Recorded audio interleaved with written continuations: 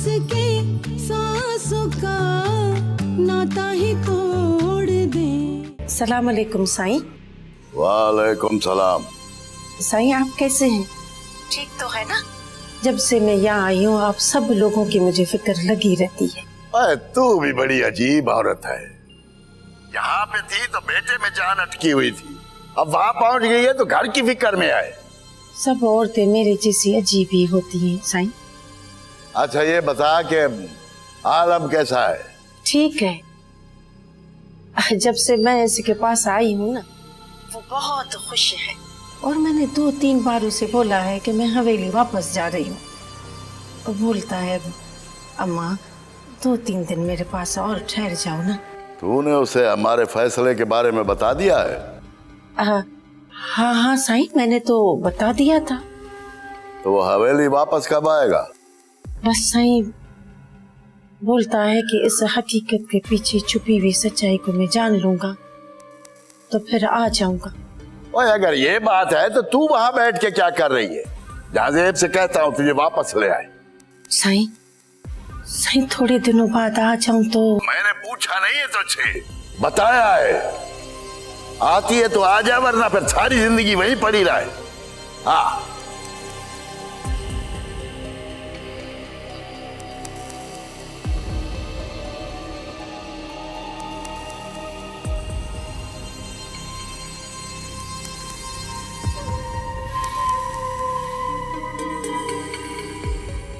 आपने मुझे बुलाया? हाँ गुलनार बैठो।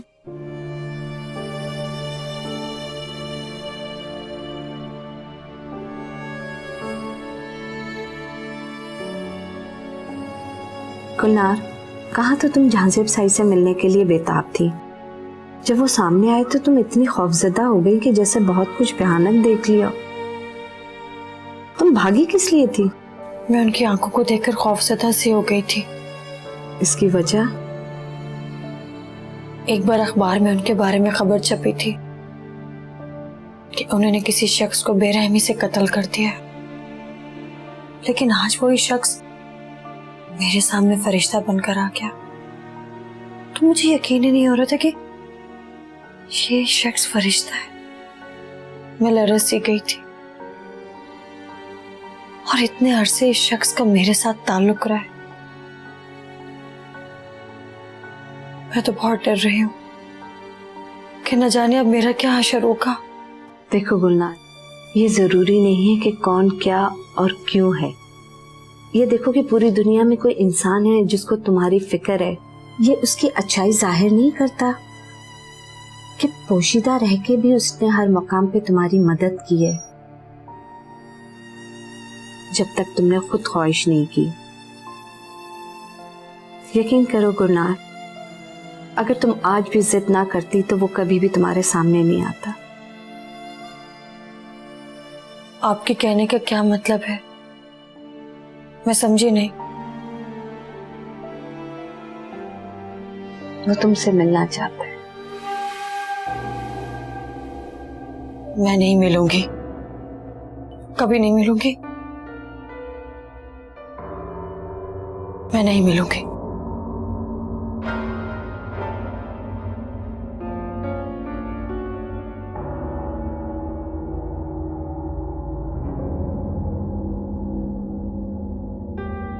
तो भाई साहब पिछले दिनों में मेरी तबीयत बहुत ज़्यादा ख़राब थी, इस वजह से मैं बहुत चिड़चिड़ी हुई थी। पता नहीं उस दिन आप लोग आए तो मैंने क्या वल फुल बक दिया, जो मुंह में आया आपको कह दिया। प्लीज़ मुझे माफ़ कर दीजिएगा। प्लीज आंटी आप शर्मिंदा मत करें, जो कुछ भी हुआ मैं भूल चुकी हूँ। और वैसे भी कोई भी बात मैं ज्यादा देर तक याद नहीं रखती। भाई साहब इस वक्त तो मुझे आपकी मदद चाहिए। मदद? फरमाइए। राबिया की तबीयत आजकल ऐसी है कि उसे 24 घंटे देखभाल की ज़रूरत है और मेरी अपनी तबीयत इतनी ख़राब है कि मैं उसकी देखभाल अच्छी तरह नहीं कर सक रही। तो मेरी आपसे रिक्वेस्ट है कि आप कुछ दिनों के लिए रानिया को हमारे घर भेज दें तो बड़ी मेहरबानी होगी। तो ठीक है बहन, मगर रानिया का तो कॉलेज है और इस वक्त तो वो छुट्टी भी नहीं ले सकती, क्योंकि 2 महीने बाद तो इसके इम्तिहान होने वाले। अरे भाई साहब, उस बात की तो आप बिल्कुल फिक्र ना करें। रानिया हमारे घर से भी कॉलेज वैसे ही जाएगी जैसे यहाँ से जाती है। उसको मेरा बेटा टाइम पे सुबह छोड़ के आएगा और लेकर आएगा। अगर आपको ट्रस्ट ना हो तो और बात है। अरे आप कैसी बातें कर रही हैं? आप यूं करें कि आप नूरी को अपने साथ ले जाइए, और रानिया के जब इम्तिहान हो जाएंगे तो वो ज्यादा दिन के लिए आपके घर आ जाएगी। भाई साहब, बात तो वही होगी ना कि आपको हम लोगों पे ट्रस्ट नहीं है। अरे नहीं बहन, आप ऐसी बातें मत कीजिए, आप मायूस मत हो। रानिया आपके साथ जाएगी।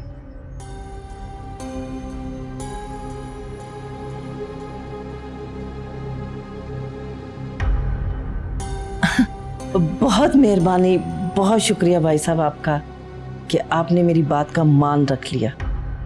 अब वो आप लोग चाय तो पीजिए।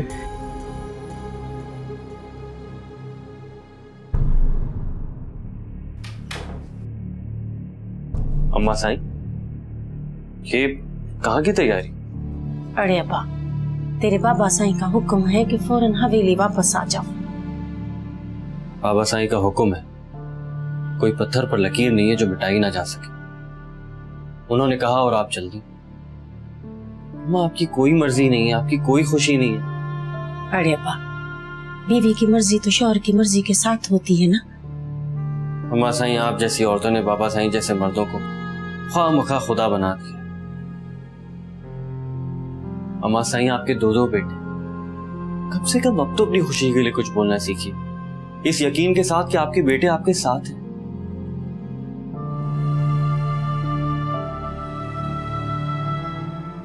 कौन से 2 बेटे? अम्मा साईं, मैं और अदा। तो और तेरा अधा। एक को तो अपने से आगे कुछ नजर ही नहीं आता, दूसरा तो जरा सी बात पर हवेली छोड़कर चला गया। ये भी नहीं सोचा कि मेरी माँ से हवेली में रहती है। अम्मा साईं,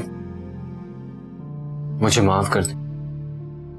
मेरा इरादा आपको तकलीफ देने का नहीं था, मैं तो आपको खुश देखना चाहता हूँ। मेरे को खुश देखना चाहता है ना, तो अपने बाप पर शक करना छोड़कर उस लड़की से शादी के लिए हाँ कर दे। अगर अब वो लड़की मुझसे शादी ना करना चाहे तो? क्यों? वो लड़की तेरे को पसंद नहीं करती? वो मुझसे रूठ गई है माँ। तेरे बाबा के इनकार के बाद ये सब कुछ होना ही था बा। उनके इनकार के बाद तो न जाने क्या क्या हो गया। तो ऐसा कर, उसके पास मेरे को ले चल, मैं उसे बताऊंगी कि इस सारी बात में तेरा कसूर नहीं है, ये सब क्या डराया तेरे बाबा का है। देखना वो झटपट मान जाएगी। अम्मा साहब, वो आपकी तरह नहीं है जो दूसरों को हर छोटी बड़ी ज्यादती के लिए आसानी से माफ कर देती है। बहुत जिद्दी है।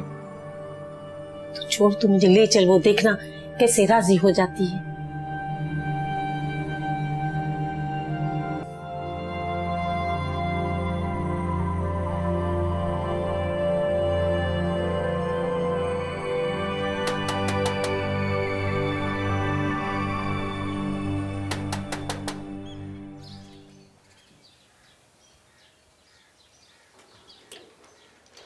अस्सलाम वालेकुम। वालेकुम सलाम। लाए, ये सब्जी मुझे दे दें और आप बैठे, मैं आपके लिए चाय और पानी लेकर आती हूँ। नहीं, मेरे लिए कुछ जहमत करने की जरूरत नहीं। मुझे जो चीज चाहिए होगी मैं खुद ले लूंगी। मगर क्यों? जब हर मामले में तुम खुद को मेरे सामने जवाब देनी महसूस करती हो तो फिर मुझसे क्यों सवाल कर रही हो? तुम्हें क्या हक बनता है मुझसे सवाल करने का?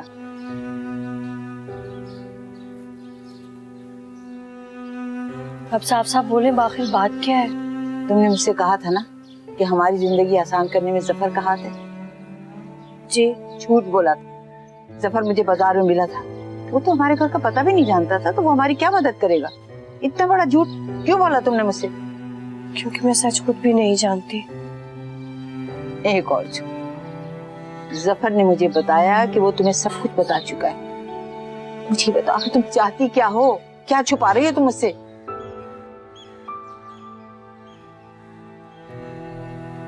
कुछ भी नहीं छुपाऊंगी मैं आपसे। जिंदगी में सब कुछ खो सकती हूँ पर आपका एतबार नहीं। आखिर इतना परेशान क्यों हो रही हो तुम? मेरी परेशानी को देख के आपके लिए खुश होना तो स्वाभाविक की बात है। मुझे तो ये समझ में नहीं आ रही कि मेरे घर जाने में तुम्हें आखिर परेशानी क्या है? परेशानी आपके घर जाने में नहीं है, प्रॉब्लम तो उल्फत आंटी के बदले हुए रवैये पर है। आप खुद सोचें आप ही, जो औरत 2 मिनट मुझे अपने घर में बर्दाश्त नहीं कर पाती, वो आज खुद आई है मुझे साथ लेके जाने के लिए, और वो भी घर रहने के लिए। अब्बू ने तुम्हारे बारे में बिल्कुल ठीक फैसला किया था। तुम इतनी शक्की मिजाज हो कि तुम वकील के अलावा और कुछ बन भी नहीं सकती थी। अब भला मुझे ये बताओ, इन सारी बातों में कौन सी ऐसी बात है जिसे तुम्हें शक में मुब्तला किया हुआ है? उल्फत आंटी का बेपनाह इसरार। अब बस भी करो ना रानिया, दूसरे का खुलूस का इस तरह मजाक नहीं उड़ाते, अच्छी बात नहीं है। एक तो आप मेरी आप ही कम, मेरी टीचर ज्यादा लग रही हैं। अच्छा ठीक है ना, जितने खिताब देने हैं वो बाद में दे देना। फिलहाल प्लीज जल्दी से अपनी पैकिंग करो, मैं बाहर लाउंज में तुम्हारा इंतजार कर रही हूँ। जल्दी करो, शाबाश।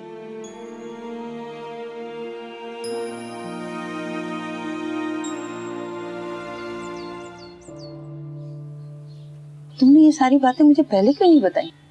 अम्मी मुझे कल खुद पता चला है, वो शख्स कल ही मेरे सामने आया है। इसका मतलब है कि जो बातें तुमने मुझे बताई हैं, ये शख्स बहुत खतरनाक है तो इन मेहरबानी के पीछे क्या वजह हो सकती है? यही जानना बाकी है। मेरा ख्याल है बेटा हमें फौरन घर बदल लेना चाहिए। अम्मी घर बदलने से तकदीर नहीं बदलती। लेकिन कम से कम उस शख्स से तो महफूज हो जाएंगे हम। अम्मी अभी उसने कुछ नहीं कहा, अभी कुछ पता ही नहीं है कि वो चाहता क्या है। तो यही तो सबसे ज्यादा खतरनाक बात है बेटा। अगर कोई शख्स सामने से वार करने का इरादा रखता हो तो इंसान खुद को संभाल लेता है। फिर तो हमारे पास इतने पैसे भी नहीं है कि हम लोग घर बदल लें, और घर ढूंढना तो एक लड़की ढूंढने से भी बड़ा मसला है। बेटा फिर क्या करें? इंतजार, क्योंकि उस शख्स की आंखों में मैंने वो गरूर देखा है कि जैसे उसकी मर्जी के बगैर कुछ नहीं कर सकते।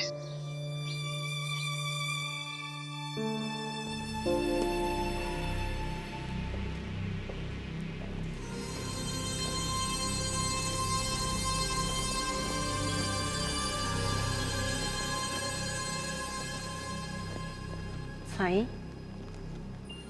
आपको बहुत बहुत मुबारक हो, आपके बेटे का एक और वारिस इस दुनिया में आ गया।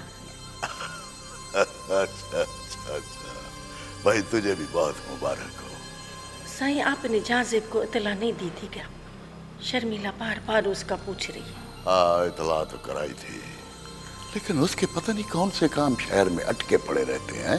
जब फोन करो पता चलता है कि मसरूफ है। आजकल उसने हवेली में आना बहुत कम कर दिया है, शहर में ज्यादा रहता है।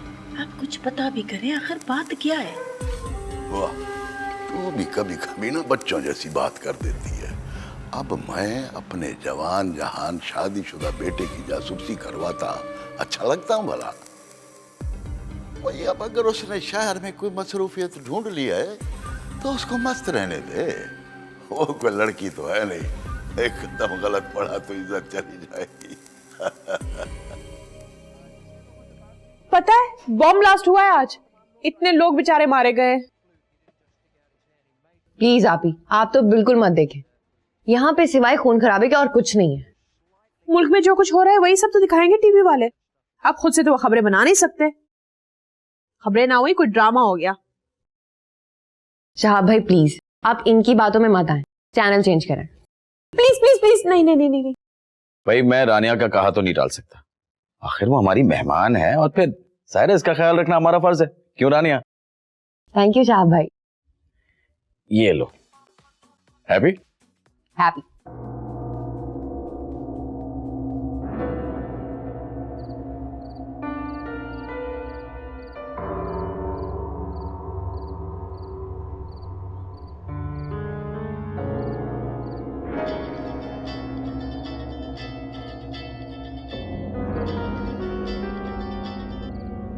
अस्सलाम वालेकुम अम्मा साईं।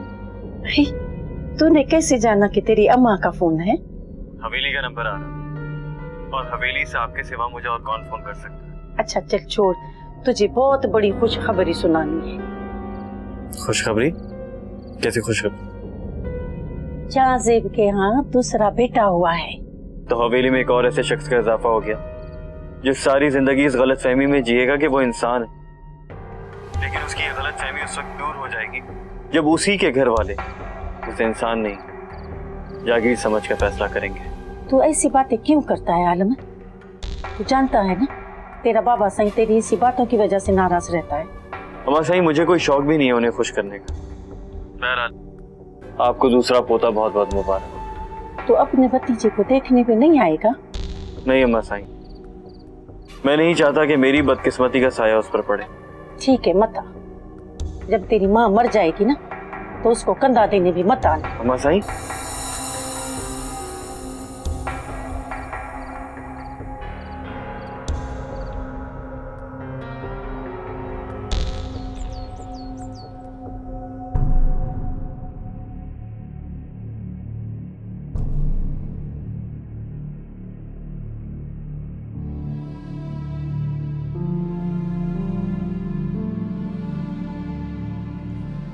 अरे बेटा, अभी तक बैठी हूँ, जाना नहीं?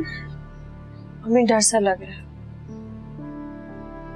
ऐसा लग रहा है इस दहलीज के बाहर क़यामत मेरा इंतजार कर रही है। इसे बेटा कुछ इसी किस्म के खदशात मुझे भी आ रहे हैं। पता है ना, सारी रात नहीं सो पाती हूँ। मुझे ऐसा लगता है जैसे अभी कुछ हुआ। पूरी रात में गेट का ताला देखती रहती हूँ। मुझे ऐसा लगता है कि अभी ताला टूटेगा और वो लोग हम तक पहुंच जाएंगे। तुम नौकरी छोड़ दो ना बेटा। मैं आपको ऐसा लगता है जो शख्स मेरे हर लम्हे दिन रात का हिसाब रखता है, क्या उसकी दस्तरस से निजात पाने के लिए ये नौकरी छोड़ देना जरूरी है? ऐसे लोग जब पीछे पड़ जाते हैं तो वो पाताल से भी ढूंढ निकालते हैं। तुम नौकरी छोड़ दो ना बेटा। मैं आपको ऐसा लगता है जो शख्स मेरे हर लम्हे दिन रात का हिसाब रखता है, क्या उसकी दस्तरस से निजात पाने के लिए ये नौकरी छोड़ देना जरूरी है? ऐसे लोग जब पीछे पड़ जाते हैं तो वो पाताल से भी ढूंढ निकालते हैं। खुदा गारत करे इस आदमी को। ऐसा लगता है ये तुम्हारे गले की हड्डी बन गई, ना निगली जाए ना उगली जाए। लोग सच ही कहते हैं, इंसान की बेबसी की आखिरी हद दूसरों को बद्दुआ देना है। हम लोग कितने बेबस हैं, इस बात का एहसास आज मुझे हुआ है। सही कह रही हो, बहुत ही बेबस हो गए।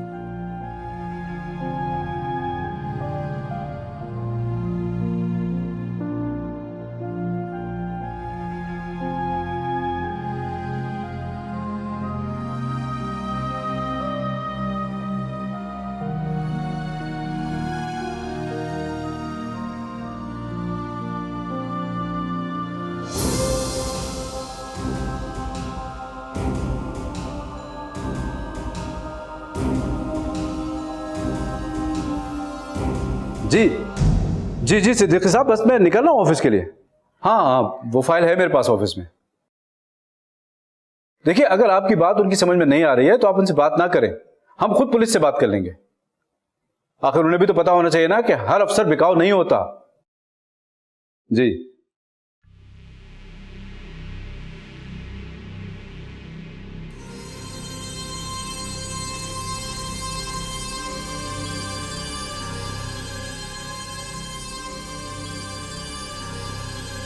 आप लोग कौन है और मुझसे मिलने क्यों आए? साईं, मेरा नाम हाकिम अली है और सिलसिला है आपकी लाडली बेटी रानिया। रानिया? मगर आप रानिया को कैसे जानते हैं?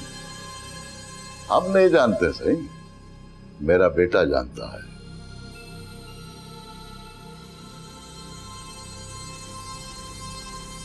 मगर कैसे? साईं एक अरसे से मेरे भाई के साथ चक्कर है उसका, अब खबर तो होगी ना। ये आप किस तरह की बातें कर रहे हैं? अरे चुप। साईं, इसकी तो आदत है ऐसे बात करने की। बैठो ना साईं, बैठ बैठ, तसल्ली से बात करते हैं।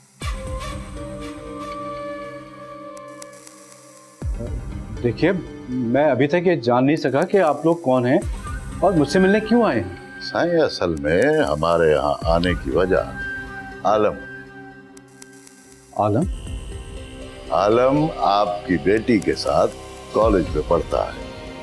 अच्छा अच्छा, तो आप आलम के वालिद हैं? जी।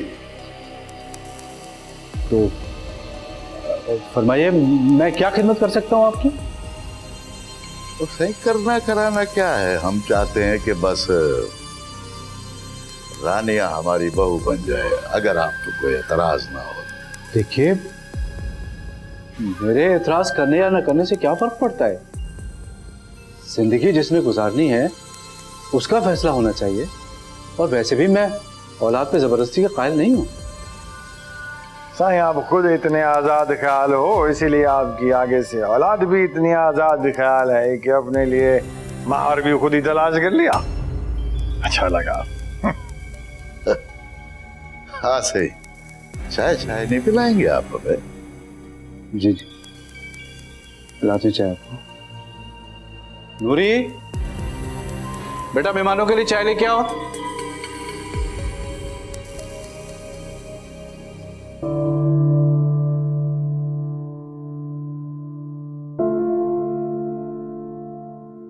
चलो, मैं कहाँ आ गई हूँ? ये लोग कौन है? क्या चाहते हैं मुझसे?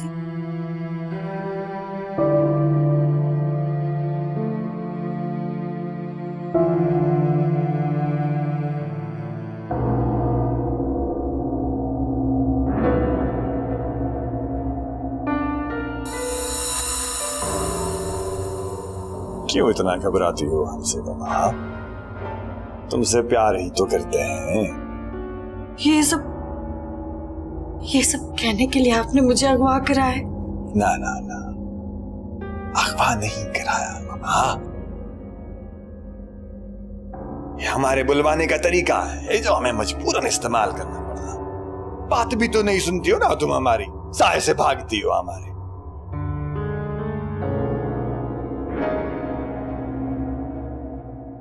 हाँ, प्लीज मुझे घर जाने दे। मेरी अम्मी मेरा इंतजार कर रही होगी। वो बहुत जल्दी घबरा जाती। प्लीज मुझे घर जाने दे।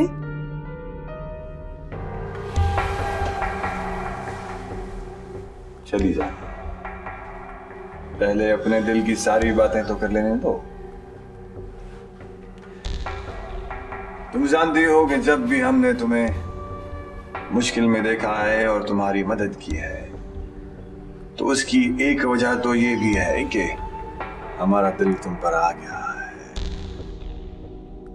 इसकी एक वजह और भी है कि तुम फिरासत अली की बेटी हो।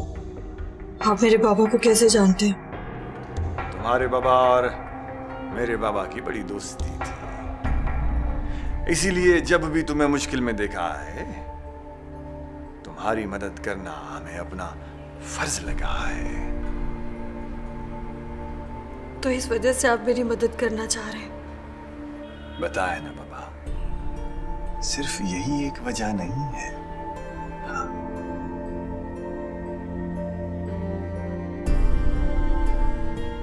राबिया, थोड़ा जल्दी कर लो, पहले ही बहुत देर हो चुकी है। और ये कौन सी टाई निकाली हुई है? और भी तो है अंदर से। ये क्या चाहा भाई, आप अभी तक तैयार नहीं हुए? मैं कॉलेज के लिए बहुत लेट हो रही हूँ। अरे भाई, बिलीव मी, इसमें मेरा कोई कसूर नहीं है। आपकी आप ही कब से मेरी शर्ट के साथ मैचिंग टाई ढूंढने में लगी हुई है। पूछा इनसे। चलो जी, सब कुछ बड़े आराम से मेरे हाथे में डाल। आप ये क्यों नहीं बता रहे कि आप खुद मैचिंग नहीं कर पा रहे? बिल्कुल चाह भाई, कसूर तो सारा आप ही का है। आपको पता है, आपने आप ही को वो काम करने के लिए कहा है जो उन्होंने कभी नहीं किया। जानते हैं, घर में भी अब्बू कौन से कपड़े पहनेंगे और कौन से नहीं, ये भी मैं ही डिसाइड करती थी। अरे भाई, मुझे बहुत देर हो रही है, प्लीज मेरी हेल्प भी कर दो। लो, अभी कर देती हूँ, दिखाएं। समझ में नहीं आ रहा क्या पहनूं मैं। आई थिंक ये बिल्कुल ठीक रहेगी, परफेक्ट मैच। ये नाइस भाई, रानिया तो मेरी सोच से भी ज्यादा ज़हीन है। सीखो इससे कुछ। बीवी अगर बाज़ौक ना हो ना तो जिंदगी बड़ी बेरंग और थकी हुई सी लगती है। बस बस बस, मेरी बाकी तारीफें बाद में करेगा प्लीज, अभी मुझे कॉलेज छोड़ दे, मैं बहुत लेट हो गई हूँ। सही कहते हैं लोग, साली होती आधी घर वाली है। भाई देख लो ना, पहले हुक्म चलाने वाली एक थी, अब दो हो गई है, दोनों एक जैसी हो। नहीं, हम दोनों एक जैसी नहीं हो सकती। हम दोनों का अलग अलग मकाम है और बेहतर यह है कि ये बात सब याद रखें। राबिया, शाह भाई, आपके और आपी के बीच में सब कुछ ठीक है ना? कोई बात तो नहीं हुई? नहीं, मुझे तो खुद समझ में नहीं आ रहा कि राबिया का अचानक मूड क्यों बिगड़ गया। खैर चलो, मैं तुम्हें कॉलेज छोड़ देता हूँ।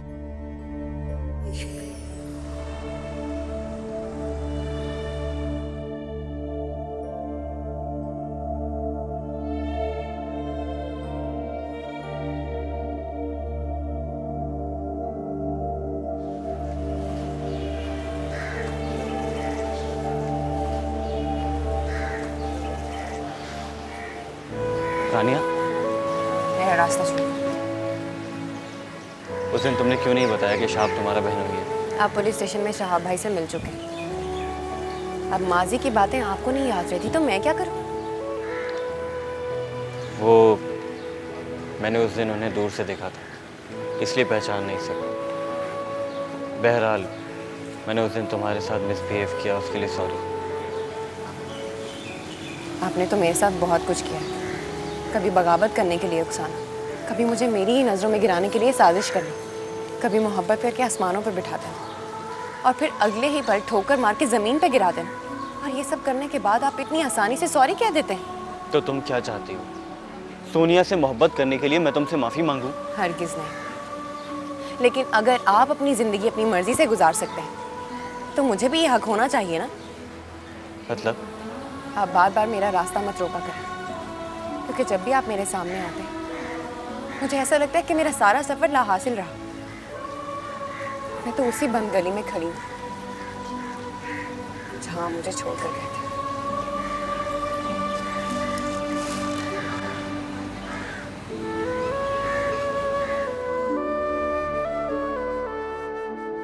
देखो, ये तो रानिया की बहुत बड़ी खुशकिस्मती है कि उसका रिश्ता हाकिम अली के घराने से आया है। बहुत बड़ा जागीरदार है और साथ साथ उसकी सियासत में भी एक बड़ी शनाख्त है। अभी उसका लड़का भी इस इलेक्शन में गालिबन हिस्सा लेगा।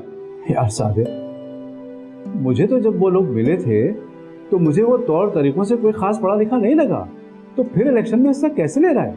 अरे भाई, अनपढ़ है। क्या अनपढ़ है, उसके बावजूद इलेक्शन में हिस्सा ले रहा है? इन लोगों को डिग्रियों की क्या जरूरत है? इस तबके के लोगों को डिग्रियों से कोई मतलब नहीं होता। सोच, अगर ऐसा ना होता तो आज हमारे मुल्क का यह हाल नहीं।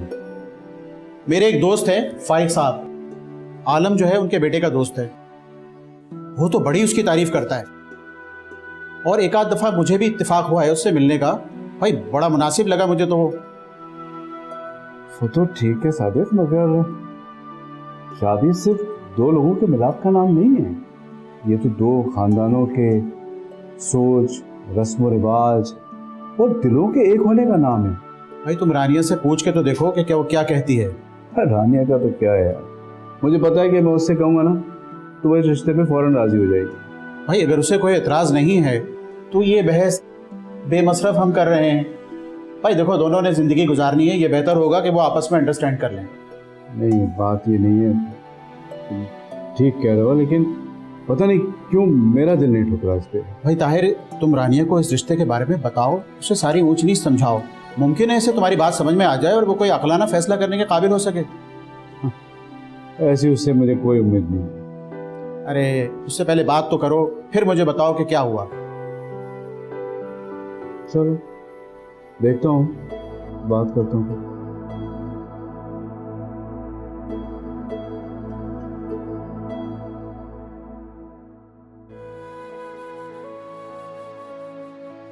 आज जो हुआ वो बुरा और गैर मुतवक्का से, मगर उसमें कम से कम मुझे ये इत्मीनान तो हो गया कि वो इतना बुरा नहीं जितना अब तक मैं उसे समझती थी। अगर वो बुरा होता और किसी गलत मकसद के तहत मेरी मदद कर रहा होता तो आज तन्हाई में वो मेरी बेबसी का फायदा उठा सकता था। लेकिन अगर आज उसने ऐसा नहीं किया तो इसका मतलब तो यही हुआ ना कि वो इंसानियत के हदूद से नावाकिफ नहीं, उसे औरत की इज्जत करनी आती है। इस दौर में ऐसे बेलौस इंसान का होना मौजूदा दौर की खुशकिस्मती है। लेकिन क्या सिर्फ इस बुनियाद पे कि वो एक अच्छा इंसान है मुझे उसकी मोहब्बत को कबूल कर लेना चाहिए? नहीं, हरगिज़ नहीं। आप अपनी जिंदगी में मुझे मोहब्बत के नाम पे कोई नया धोखा और रिश्ते के नाम पे कोई जख्म नहीं चाहिए, क्योंकि अगर इस मर्तबा टूटी तो रेजा रेजा होकर हवाओं में बिखर जाऊंगी।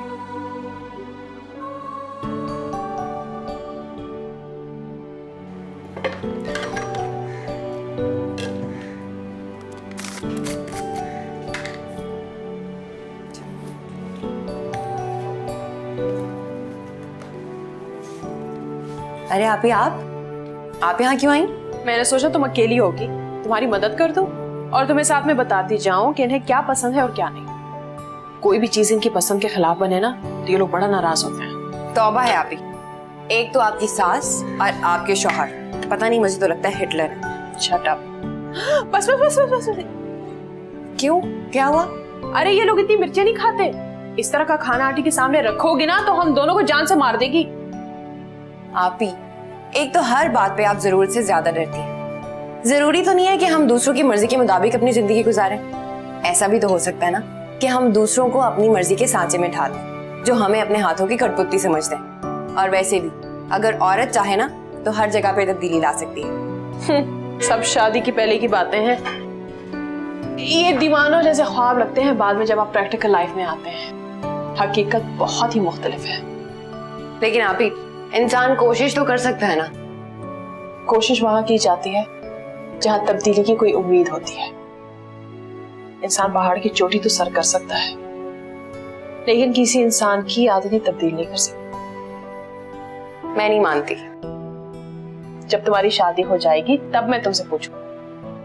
तब की तब देखी जाएगी। अभी आप उठें और जाके रेस्ट करें। आपको पता है ना, डॉक्टर ने आपको प्रॉपर रेस्ट के लिए बोला है। जब से तुम आई हो ना, मैं आराम ही तो कर रही हूँ।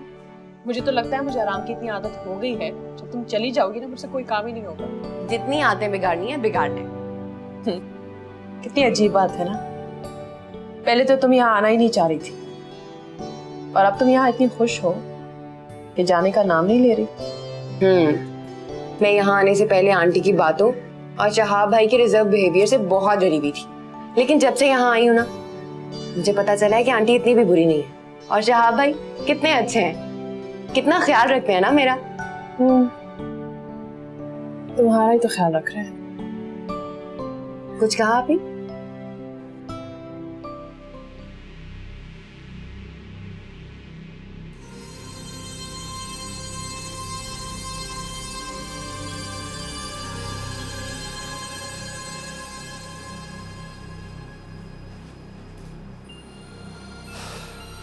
अस्सलाम वालेकुम बाबा साहब।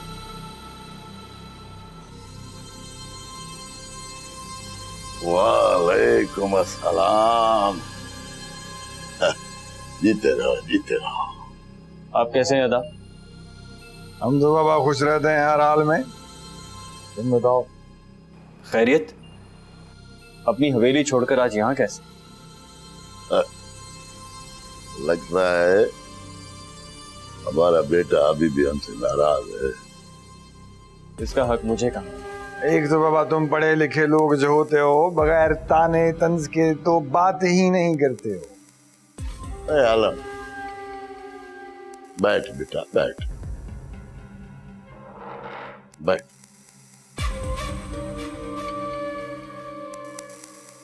देख आलम, तेरा बाप तुझसे बड़ी मोहब्बत करता है। अपनी जायदादों, जागीरों और कुर्सी से ज्यादा मोहब्बत करता है। और इस बात का सबूत यह है कि आज मैंने दामन फैलाकर उस लड़की को मांगा है जिसे तू चाहता है। क्या आप लोग रानिया के घर गए थे? ओए बाबा, तेरी खुशी के लिए तो मैं कहीं भी जा सकता हूँ। तो उन्होंने क्या कहा? भाई थोड़ा वक्त मांगा है। दिल में जो बस के सांसों का नाता ही तोड़ दे।